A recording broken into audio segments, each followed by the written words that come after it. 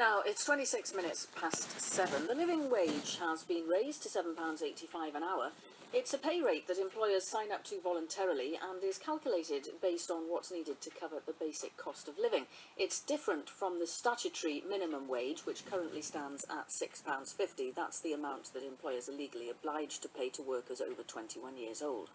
Now, more and more companies seem to be signing up to paying the living wage, the more expensive one. That number more than doubled last year. Cardiff University has become Wales' first university to be accredited as a living wage employer, and Colin Riordan, the Vice-Chancellor of Cardiff University, is with us now. Good morning. Good morning. Also with us is Kim Day, a community development worker at Action in Caira and Ely, which is also an accredited living wage employer. Hello, Kim. Hello. Can you tell me the difference being on the living wage makes to you? It makes a huge difference. First of all, it makes me feel valued as an employee. But my partner is not on the living wage and he has to work more hours, so he doesn't get to see the kids as often as I do. I only work part-time. So it gives you a bit more freedom then to spend more time with the children and that sort of thing? Definitely, yeah. And was the living wage something that you'd heard about before you started working there? Is it something that attracted you to that place? No, I hadn't actually heard of it before, so it was kind of new to me. I bet you were delighted when you heard it, though. Oh, it was brilliant. Have you been on minimum wage jobs before? I have, yes. So we're looking at, what, about 20%, just over 20% difference now. Presumably that, what, £1.25 or so an hour, that really counts? Yeah, well, if you're working part-time, that's £64 a month or something. So it does make a difference. People might not think that it would make a difference, but it does at the end of the month. Well, good to hear from you, Kim. We'll come back to you in a second. Let's talk about the other end of this, which is what's in it for the employer with Colin Riordan. Why has Cardiff University decided to sign up to paying the living wage? Well, I think Kim summed it up rather more eloquently than I could have done. It really makes a big difference to the people who work directly for us, which is a very small number because we only have a very small number of people who would have been on the minimum wage. Can I interrupt, Colin, and just ask you to move a little bit closer to the mic? You're just sounding a little bit distant there. Sorry, carry on. Yes, so it applies to a small number of people who work for us directly, but also to a much larger number of people who work for companies who contract with us or who supply us, such as cleaning companies and so on.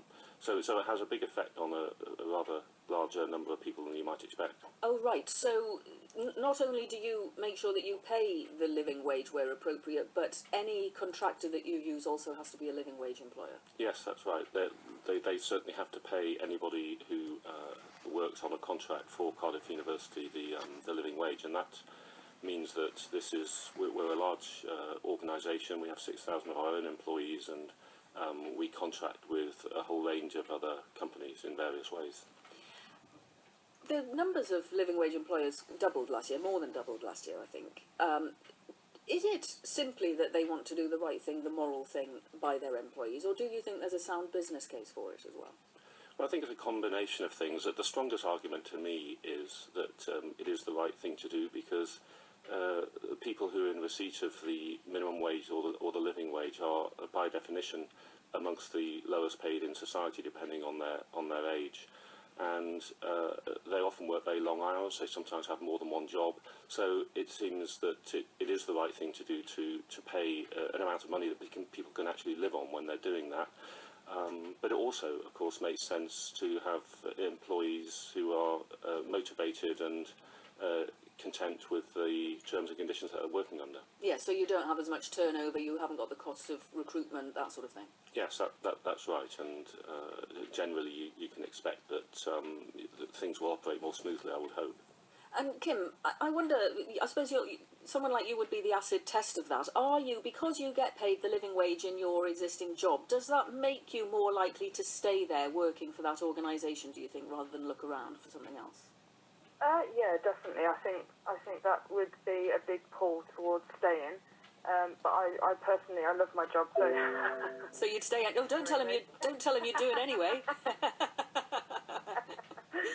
Good. It's good to know that you love it. Thanks very much indeed for talking to us this morning.